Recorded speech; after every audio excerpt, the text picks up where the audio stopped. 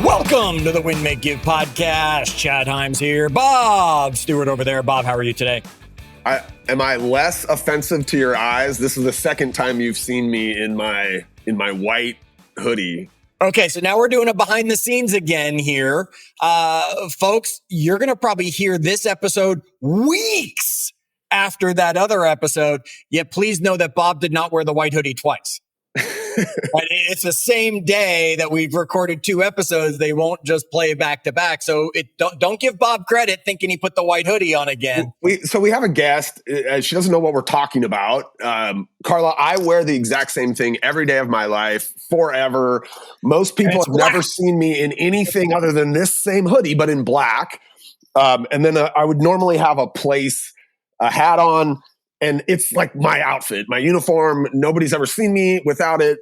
I showed up today in this, and Chad fell off his stool. So I did, even though I don't have a stool, I'm standing. The hat I'm okay with, Bob. Right? I'm used to you changing the hat.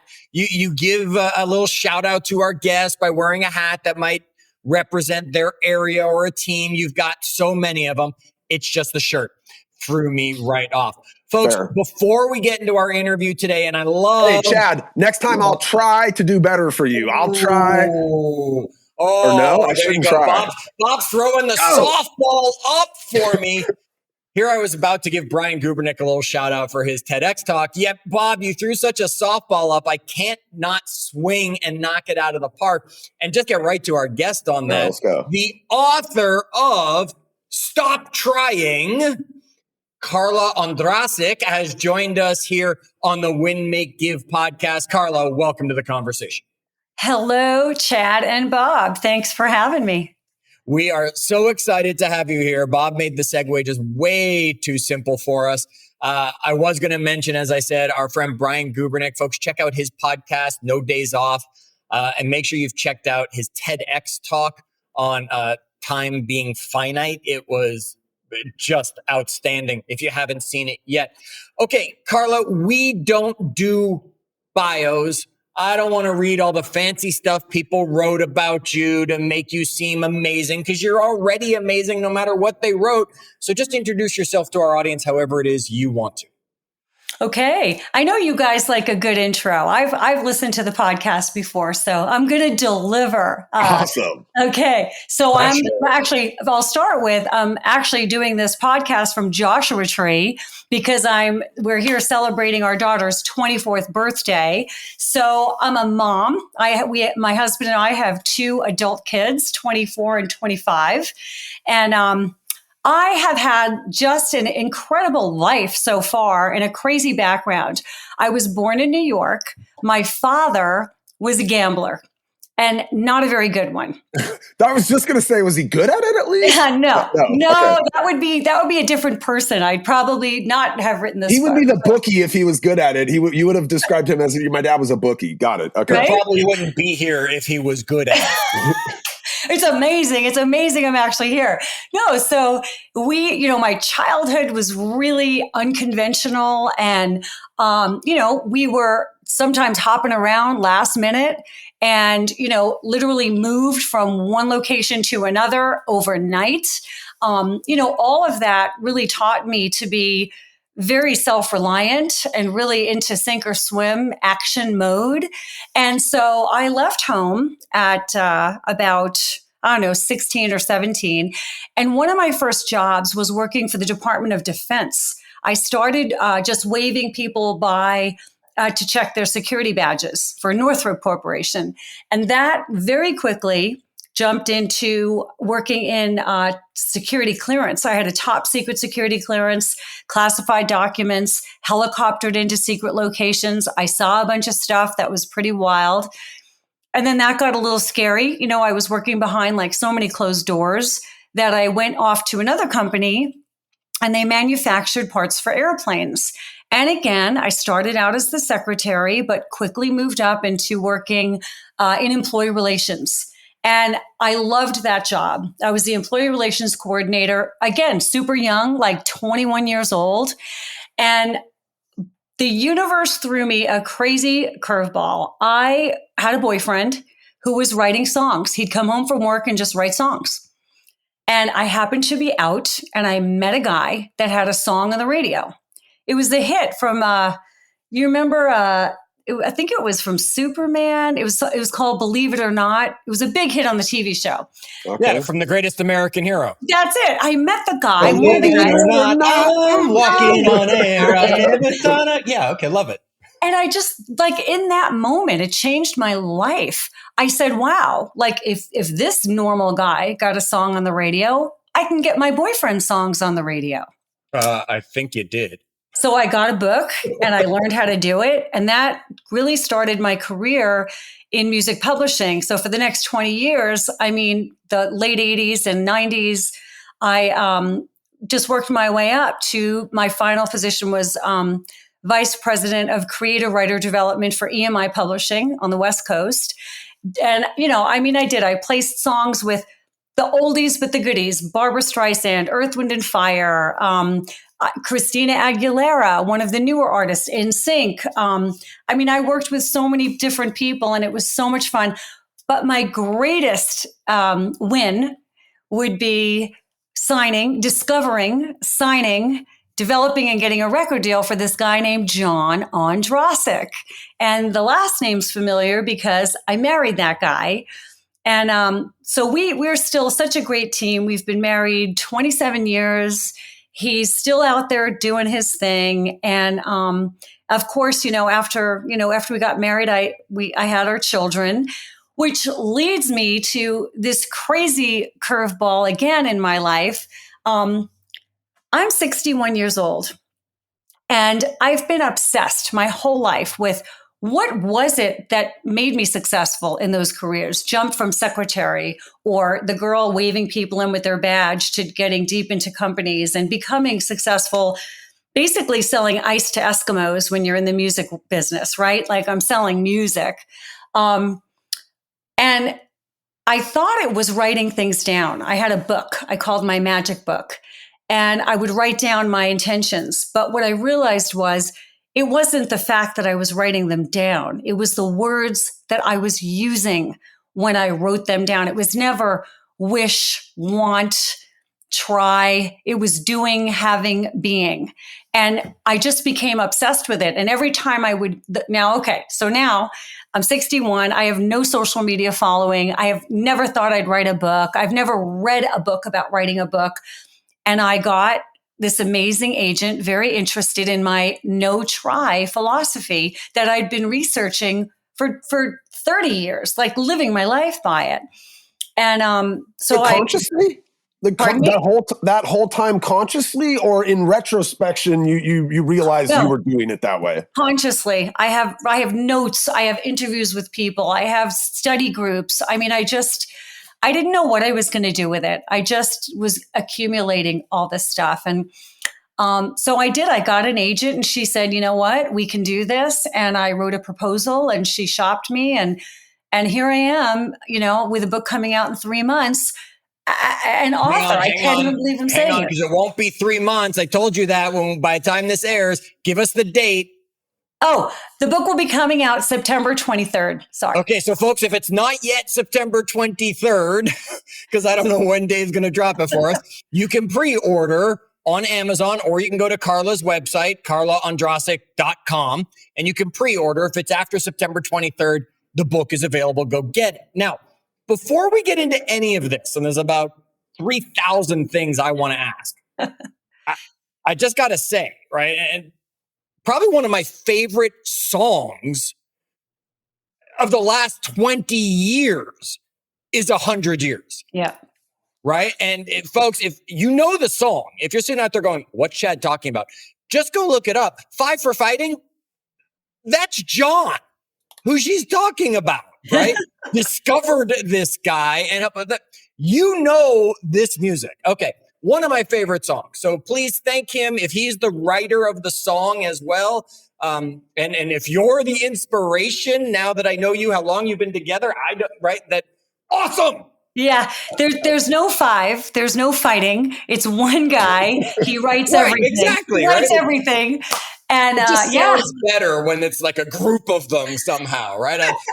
That'll be a whole other podcast. We'll get him on to explain how the name came. He would love to be a guest on your show. Yeah. Send him my way. Okay.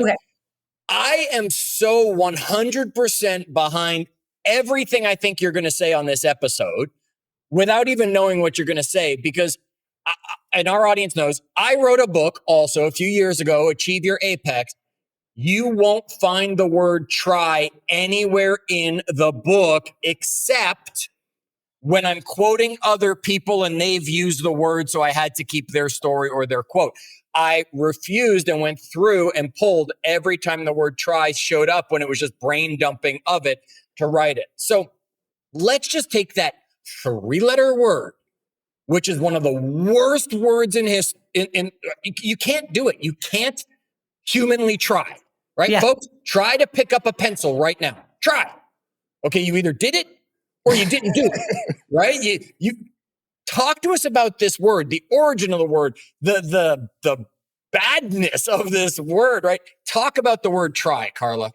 Okay, so yeah, you're correct. There's no action for trying, okay? If you go to the dictionary, it says trying is an attempt or an effort to do something, right?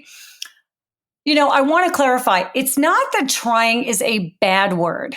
What's bad is that we don't understand what it really means. We've been misled. You can try as long as you know what that means, which we'll get into.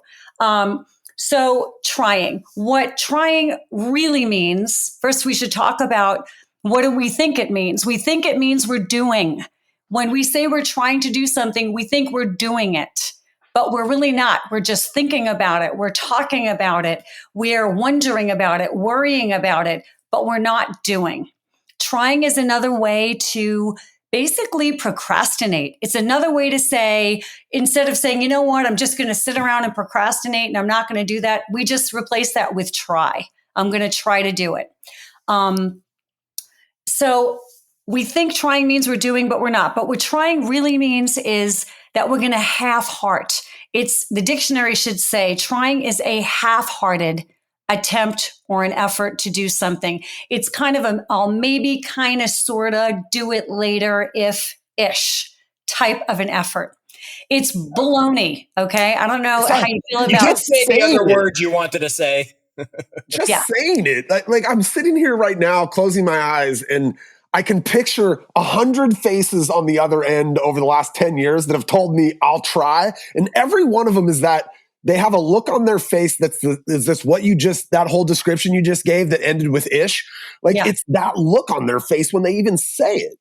So trying, it focuses on the effort rather than the outcome. It's almost like you're already anticipating that you're going to fail. You're putting failure in first place before you even start. Like literally imagine, all the things we try to do. This is so sad to me. This is one of the reasons I'm so passionate about this is we try on everything from like the little everyday things. I'm going to try and clean out the junk drawer, okay, to our health. I'm going to try to make a doctor's appointment. Like, why would you do that? If you try to make the appointment and you just days and days go by, what if you have some life-threatening illness and you never get around to making that appointment? Or I'm going to try to work on my marriage. I'm going to try to spend more time with my kids. What does that even mean? You're going to half-heart that? It's really sad. And I see it around me. I'm like the crazy lady that wants to leap across a table when I hear somebody saying they're going to try to do something. I'm like, no, don't.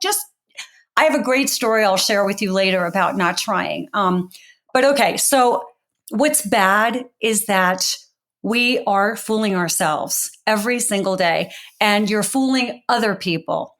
There's a quote, I'm not going to get it right, but it said there are no 3 words more harmful to you or the person saying them. And that is, I will try, because you're going to let them down and you're letting yourself down. Okay. So good. Bob, do you want to share Yoda's famous quote while we're here that you were Googling before? Wait. It's so Yoda that I got to look it back up, but I did chat GPT it. Do or do not, there is no try. Like this is Luke Skywalker. They're on Dagobah. He's training them and he's trying to get him to do something. He says, okay, I'll try. And he says, He's trying to lift trying to lift the plane. right? Yeah. He's trying to lift the X-Wing fighter out of the swamp.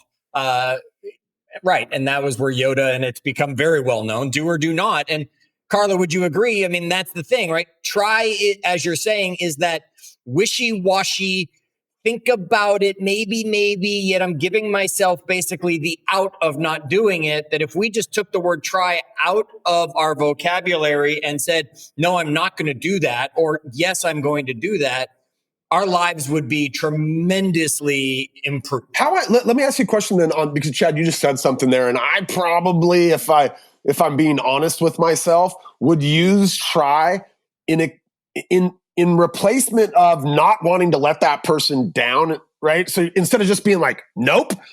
Now, Carla, the stupid part about that is I'm setting them up to be even more disappointed because they think I'm going to try. But in my head, I'm like, well, I don't really want to do that. I should just say no. But instead I'll say something like, well, I'll try. So yeah, it's actually, you're not doing yourself a favor and you're not doing them a favor. It's twofold. And this is going to, it's kind of a blessing and a curse to hear this because you won't be able to say it anymore.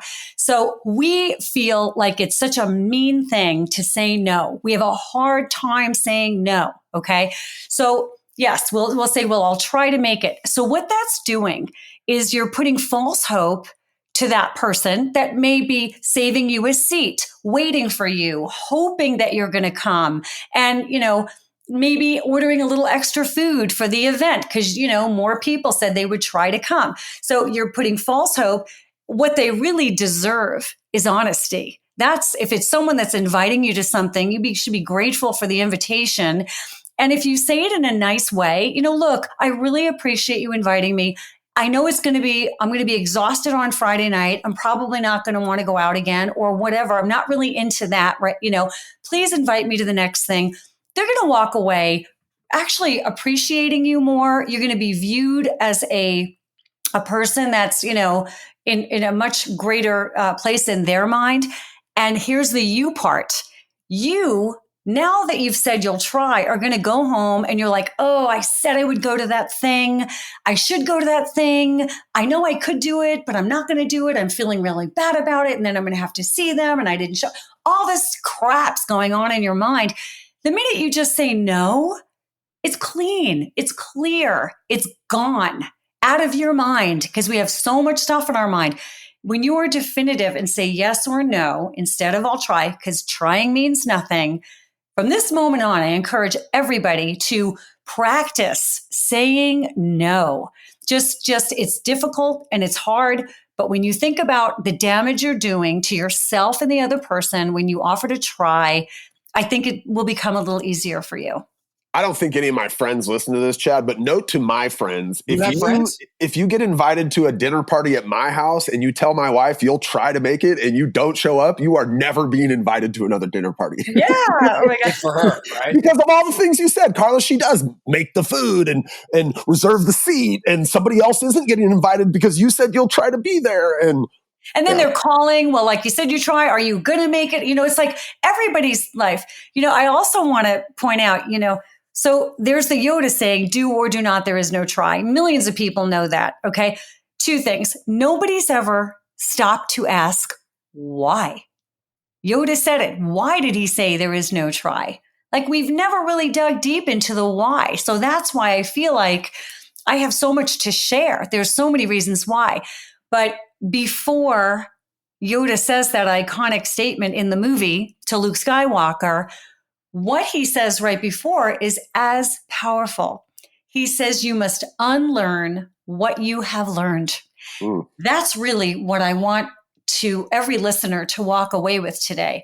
Unlearn what you've learned about trying, which leads me to why do we even try in the first place? And it's because we're taught to try. I was just going to say that I'm raising a 7 and a 9-year-old right now. And I think like that idea of effort, right? Like putting an effort into something is absolutely something that we want our children to do. And it comes out as try.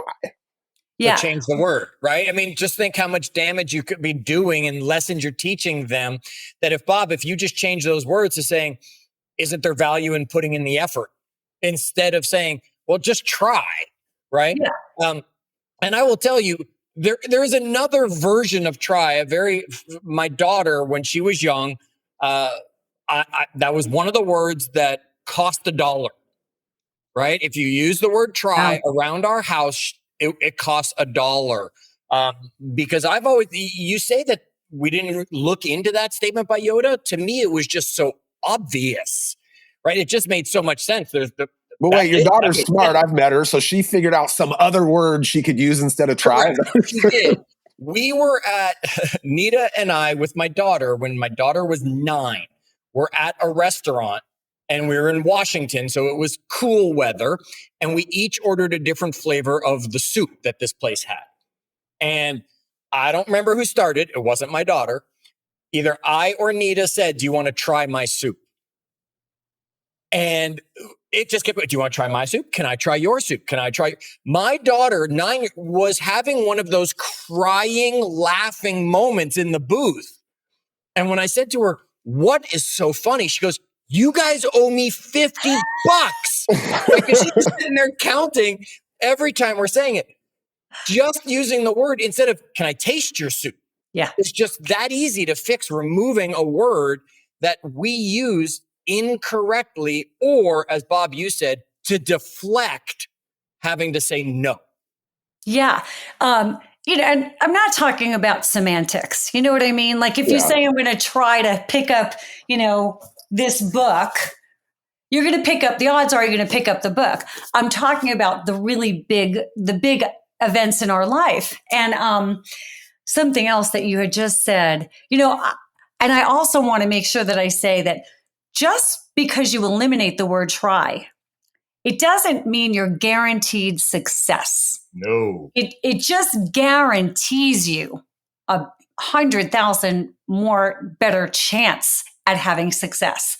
So that's a really big thing. I love your daughter. I love what she did. I can't even go into a dressing room and say, "I'm going to try on this blouse." I say, "I'm going to put this on and see how it looks."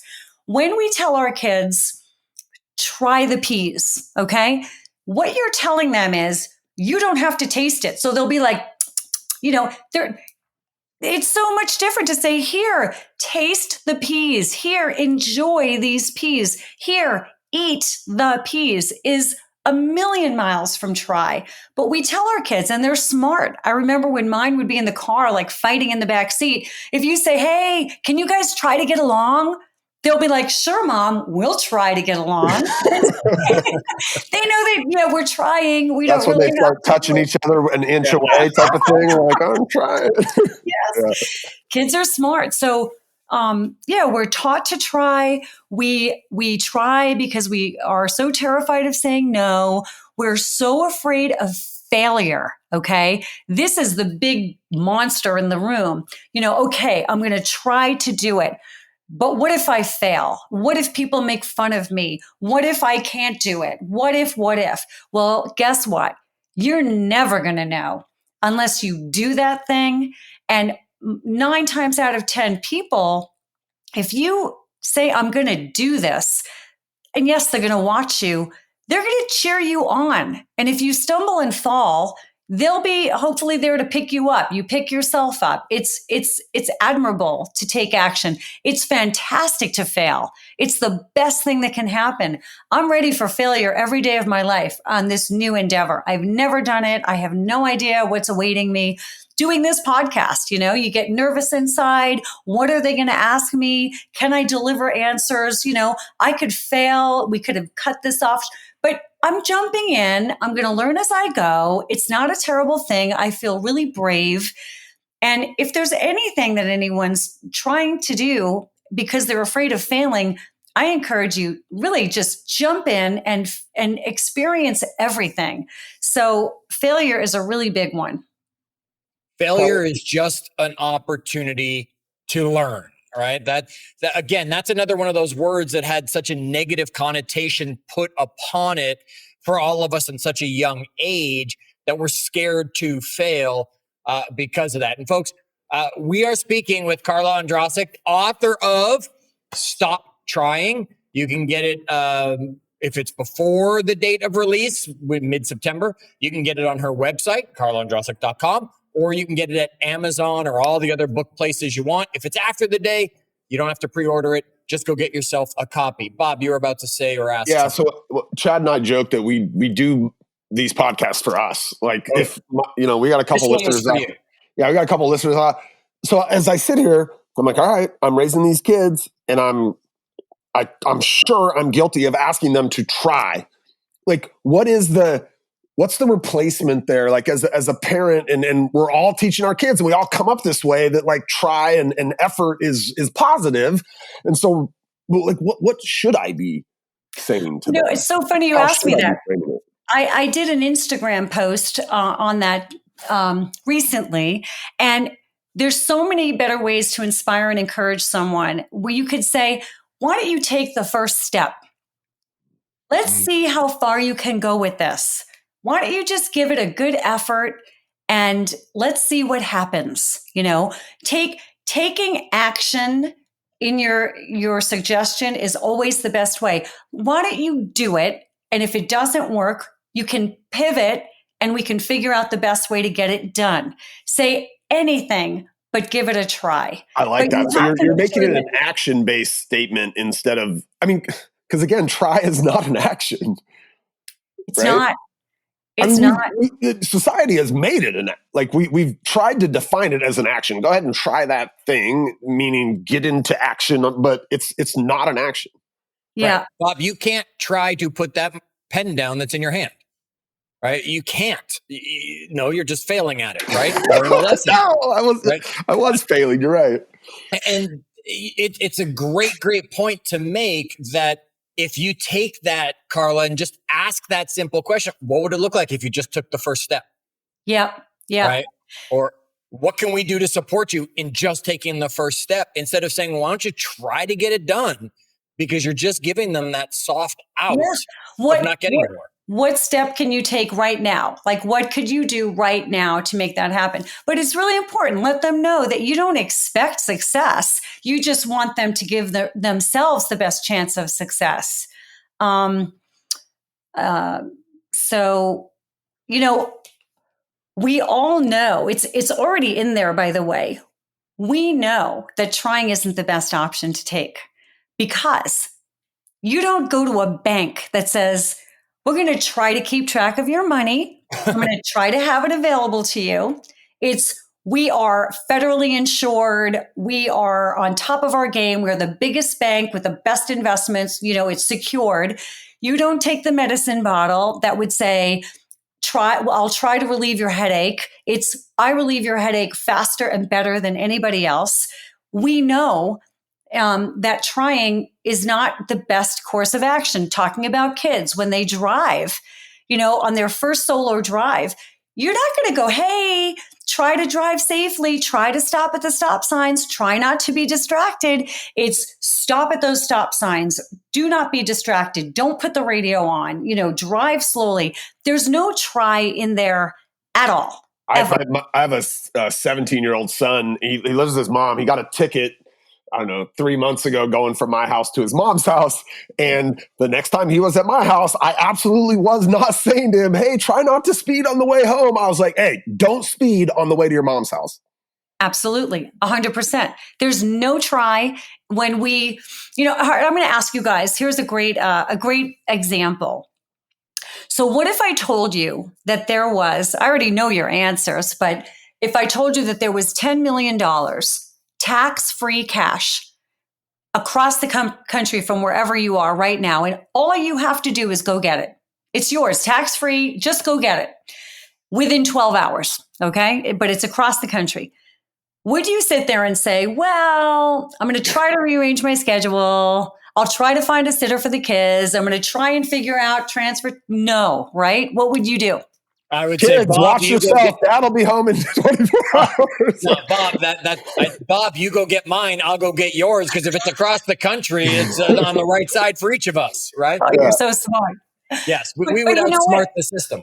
If we thought about everything, I'm sure making that doctor's appointment is not as sexy and glamorous as $10 million, but could be worth a lot more. It really, really matters. Any effort, anything that we want to do is worth doing it. And so, I'm laughing. I was going to shift gears for just a second and ask you if you got to see the Aurora Borealis this year, because they've been coming down into like the States, and this is on your goals. But one of your other things you're dreaming about was getting the dictionary to accurately depict the word try. And so I pulled up the dictionary definition, make an attempt or effort to do something. And the thing I'm laughing about is the example sentence they give. So I just did Google. I Googled try definition. Yep. And it's like make an attempt or effort to do something. And the example is he tried to regain his breath.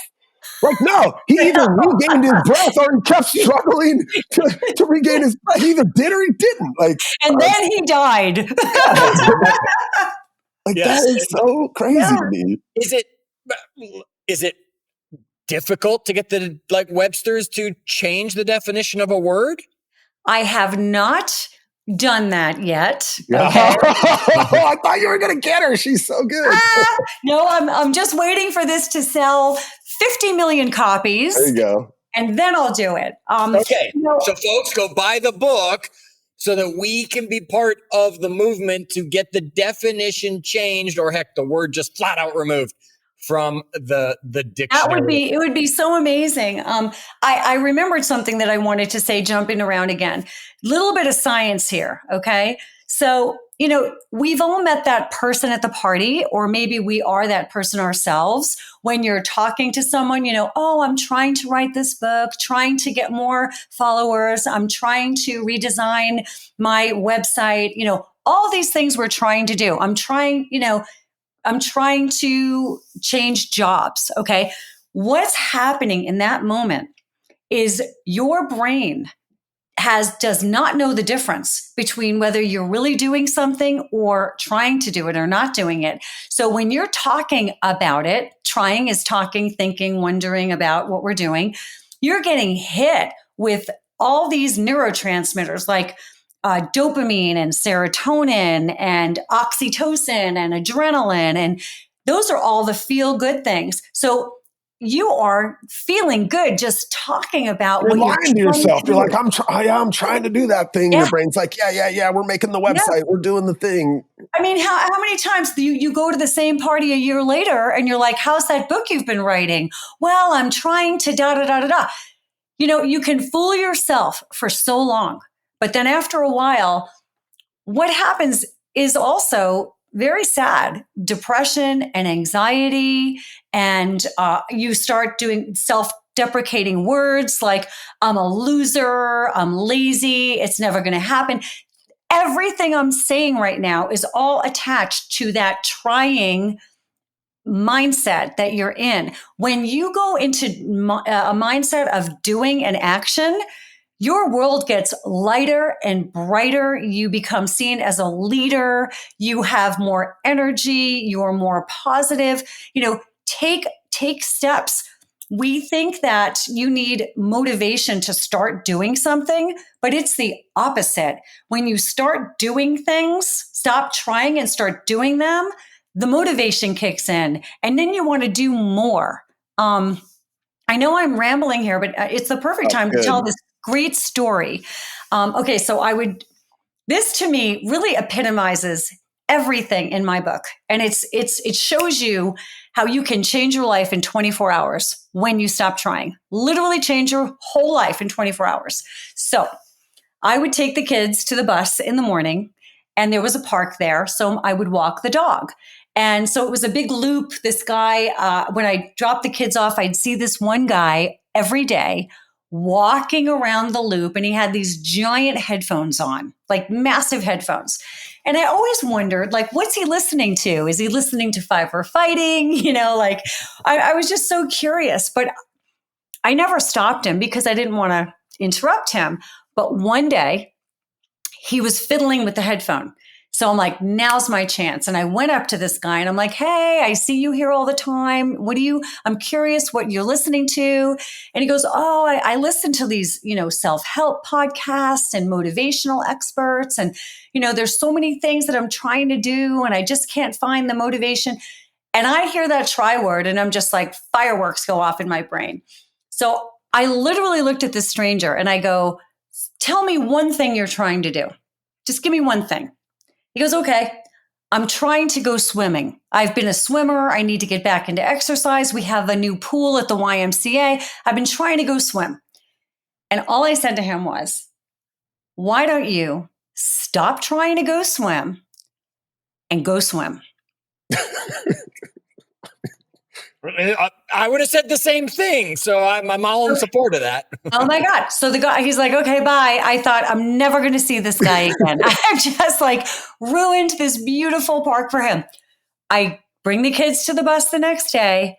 A maniac is across the field waving his hands. I didn't try. I did it. I went swimming. And he is still swimming to this day. I interviewed him for the book. His name is Armin Armani. He changed his life. He changed careers. He went from, I don't need to try to do any of this stuff anymore. I am now a doer. And his whole life is elevated.